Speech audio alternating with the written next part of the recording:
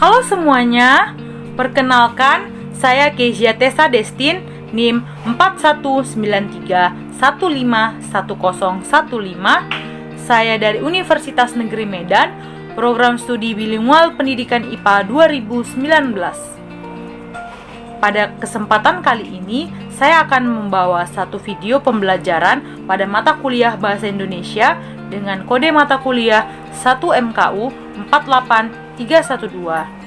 Saya ingin berterima kasih kepada Ibu Salmah Nailovaria, SPD MPD, sebagai dosen pengampu mata kuliah Bahasa Indonesia yang sudah mendukung saya dan teman-teman juga sekalian dalam pembuatan video pembelajaran materi Bahasa Indonesia. Adapun materi yang akan saya bawakan yaitu kedudukan dan fungsi bahasa Indonesia. Yang saya bagi menjadi 3 bagian. Yang pertama ada pengertian bahasa, yang kedua ada kedudukan bahasa Indonesia, dan yang ketiga ada fungsi bahasa Indonesia. Yang pertama, pengertian bahasa. Bahasa menurut para ahli. Menurut Sudaryono, bahasa adalah sarana berkomunikasi secara efektif yang meskipun masih tidak sempurna sampai ketidaksempurnaan, bahasa itu dapat menjadi sebuah sarana komunikasi. Yang kedua, menurut Bloch dan Traeger, bahasa memiliki struktur yang tersusun secara teratur mengenai bunyi serta urutan bunyi.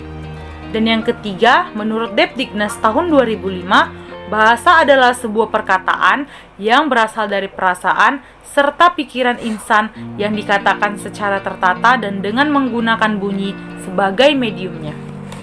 Jadi dapat kita simpulkan pengertian umum bahasa adalah sistem lambang bunyi ujaran yang digunakan untuk berkomunikasi oleh masyarakat pemakainya. Yang kedua ada kedudukan bahasa Indonesia.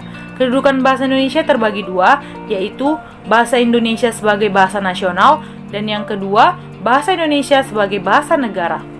Kita masuk bahasa Indonesia sebagai bahasa nasional. Bahasa Indonesia digunakan sebagai pemersatu bangsa Indonesia.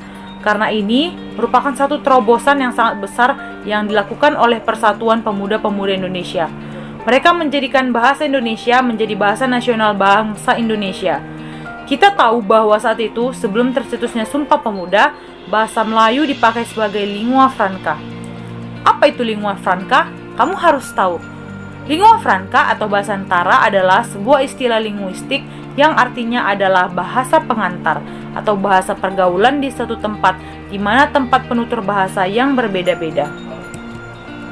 Kesadaran masyarakat khususnya pemuda-pemuda yang mendukung lancarnya inspirasi sehingga hasil perumusan seminar politik bahasa nasional yang diselenggarakan di Jakarta pada tanggal 25 sampai 28 Februari 1975 antara lain menegaskan bahwa dalam kedudukannya bahasa nasional, bahasa Indonesia berfungsi sebagai 1. Bahasa Indonesia berfungsi sebagai lambang kebanggaan kebangsaan. Dan yang kedua, bahasa Indonesia berfungsi sebagai lambang identitas nasional.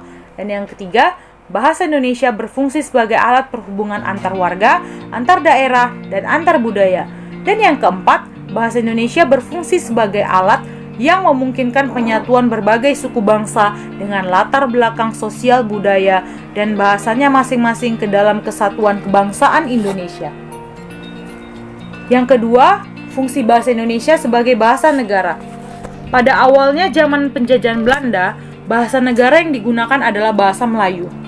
Selain itu, bahasa Melayu merupakan bahasa negara resmi kedua yang dipakai untuk golongan-golongan rendah.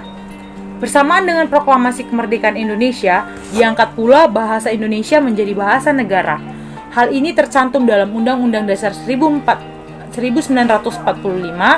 Bab 15, Pasal 36 dalam hasil perumusan seminar politik bahasa nasional yang diselenggarakan di Jakarta tanggal 25 sampai 28 Februari 1975 dikemukakan bahwa di dalam kedudukannya sebagai bahasa negara, bahasa Indonesia berfungsi sebagai 1. Bahasa resmi kenegaraan.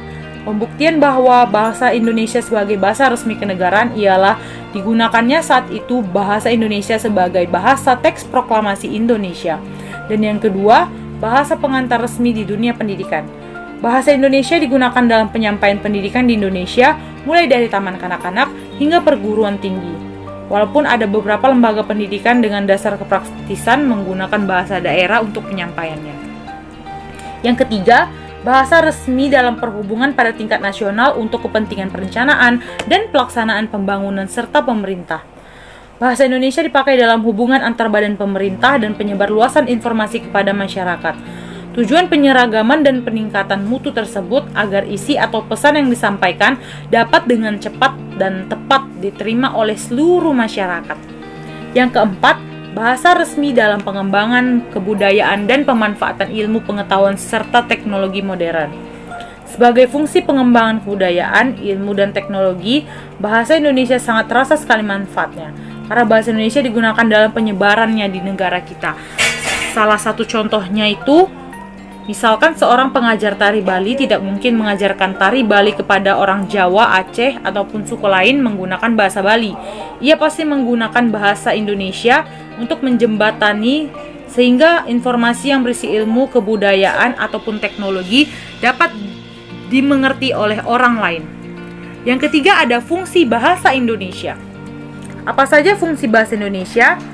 Bahasa Indonesia memiliki fungsi-fungsi yang dimiliki oleh bahasa baku, yaitu 1. Fungsi pemersatu, yaitu untuk mempersatukan suku bangsa. Yang kedua, fungsi pemberi kekasan. Bahasa baku memperbedakan bahasa itu dengan bahasa yang lainnya. Yang ketiga ada fungsi penambah kewibawaan. Yang keempat, fungsi sebagai kerangka acuan. Fungsi bahasa Indonesia terbagi dua. Yang pertama ada fungsi bahasa Indonesia secara umum. Fungsi umum bahasa Indonesia adalah sebagai alat komunikasi sosial. Bahasa pada dasarnya sudah menyatu dengan kehidupan manusia, yaitu 1. Sebagai alat untuk mengungkapkan perasaan atau mengekspresikan diri sendiri. Yang kedua adalah sebagai alat komunikasi, yaitu merupakan saluran maksud seseorang yang melahirkan perasaan dan memungkinkan masyarakat untuk bekerja sama. Yang ketiga, sebagai alat berintegrasi dan beradaptasi sosial. Pada saat beradaptasi di lingkungan sosial, seseorang akan memilih bahasa yang digunakan tergantung situasi dan kondisi yang dihadapi. Yang keempat, sebagai alat kontrol sosial. Fungsi bahasa Indonesia yang kedua yaitu fungsi bahasa Indonesia secara khusus. Yang pertama, mengadakan hubungan dalam pergaulan sehari-hari. Yang kedua, mewujudkan seni ataupun sastra. Yang ketiga, mempelajari bahasa-bahasa kuno. Dan yang keempat, mengeksploitasi iptek. Baiklah, kita masuk ke kesimpulan. Bahasa adalah alat komunikasi bagi manusia, baik secara lisan maupun tertulis. Hal ini merupakan fungsi dasar bahasa yang tidak dihubungkan dengan status dan nilai-nilai sosial. Bahasa Indonesia merupakan bahasa yang mempunyai kedudukan dan fungsi yang sangat penting bagi bangsa Indonesia, di mana kedudukannya sebagai lambang kebanggaan nasional, lambang identitas nasional, alat pemersatu berbagai masyarakat yang berbeda-beda latar belakang, sosial, budaya, dan bahasanya, dan alat penghubung antar budaya, antar daerah. Kedudukan dan fungsi bahasa Indonesia dalam pembangunan bangsa yakni sebagai perisai pemersatu yang belum pernah dijadikan sumber permasalahan oleh masyarakat pemakainya yang berasal dari berbagai ragam suku daerah. Bahasa Indonesia juga berperan penting dalam pembangunan bangsa karena bahasa Indonesia merupakan bahasa resmi kenegaraan yang berperan penting dalam memajukan pembangunan masyarakat dalam berbagai aspek kehidupan yang akhirnya mendorong kemajuan dalam berbagai aspek kehidupan dalam pembangunan bangsa. Baiklah, sekian video pembelajaran saya kali ini mengenai kedudukan dan fungsi bahasa Indonesia. Saya berharap para pendengar juga mengerti apa yang dapat saya sampaikan. Saya ingin memohon maaf bila ada kesalahan kata atau penulisan gelar, dan saya ingin mengucapkan terima kasih. Jangan lupa di like, komen, dan di subscribe. Sampai jumpa kembali di video pembelajaran selanjutnya. Terima kasih.